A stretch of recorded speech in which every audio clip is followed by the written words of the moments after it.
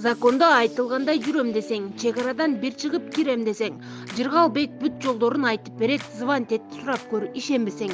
Эч ким жок мыйзамды бузуп жыргап кеткен. Наоборот, проблема ырбап кеткен. Кыйналбай туура эле жүрөм десең, түз эле сурап көр Жыргалбектен. Без пересетка, без посредниксиз күн сайын жолго чыгабыз. Ишеничтүү айдоочулар жана таза тыккан унаалар кызматыңыздарда. Чалыңыз 24 саат 7 күн.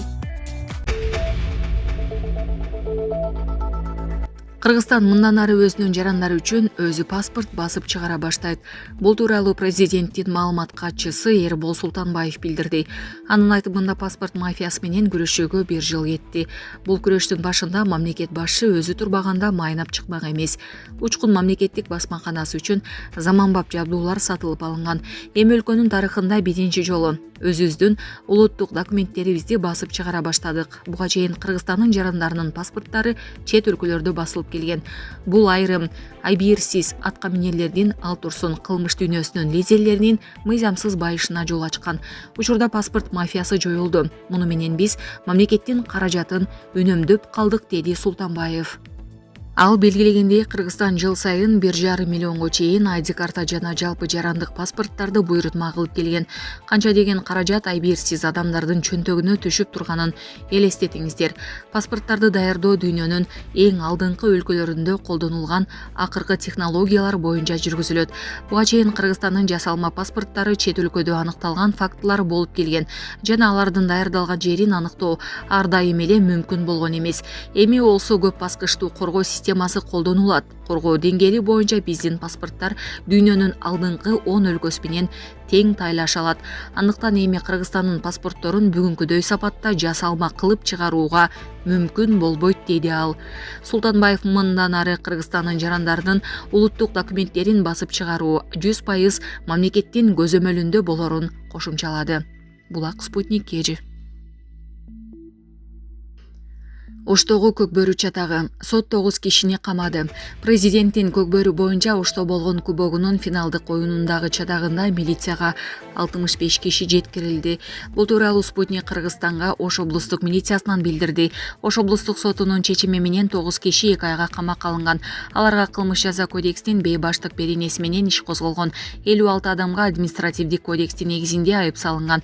Эске салсак, 31 августта Оштогу Төлөйкөн ат майданында өткөн президенттин көкбөрү боюнча кубогунун финалында Оштун Достук командасын Таластын Ынтымак командасы 2-1 эсебинде жеңип алган. Мындан кийин ал жерде отурган эл калыстын бүтүмүнө наразы болуп, оюн таласына журкап чыгып, бир катарлары тез жардам автоунаасына таш жаадырган. Башка нерселер менен да чапкан айтылган. Анын кесепетинен 6 киши жана тартип сактоо органынын бир өкүлү жабыркаган.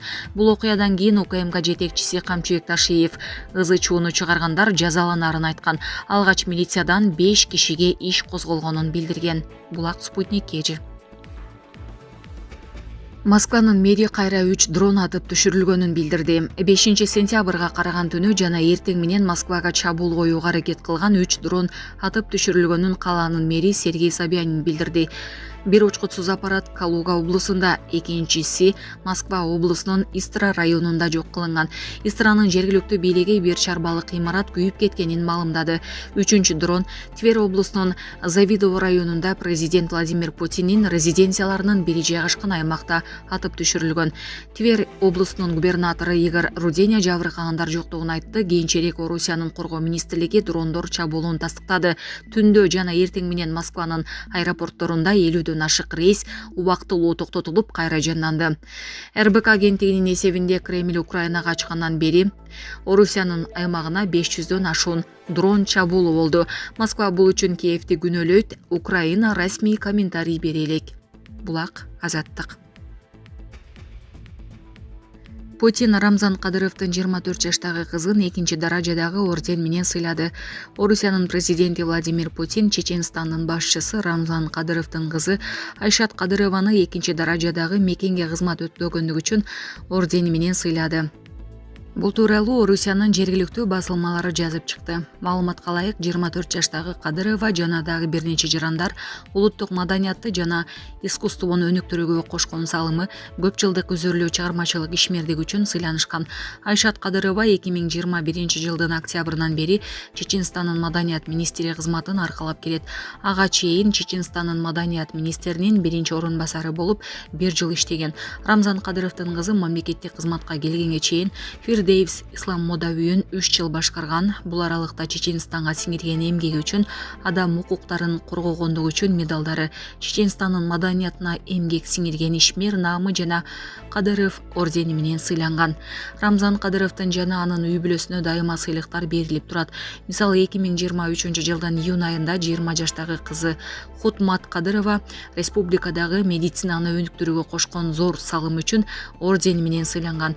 Хутмат Кадырова сыйлыкка бир нече ай калганда Чеченстандын саламаттыкты сактоо тармагындагы кураторлукка дайындалган.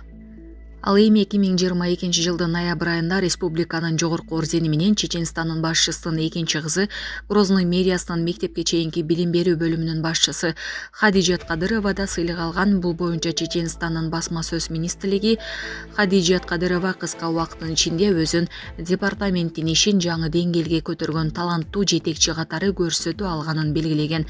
2022 жылдын декабрында Путин аймакты өнүктүрүүгө жана мамлекеттик милдеттерди натыйжалуу чечүүгө кошкон салым үчүн Кадыровду Александр Невский ордени менен сыйлаган. Чеченстандын башчысы анын эмгегин жогору баалаганы үчүн ыраазычылык билдирген. Булак Супер Кежи. Казакстанда Сибир жарасы күчөп 1 айыл карантинге алынды. Казакстандын Акмола облусунда Сибир жарасын жуктуруп алгандардын саны 15 жетти. Бул тууралуу коңшу өлкөнүн жергиликтүү басылмалары жазып чыгышты.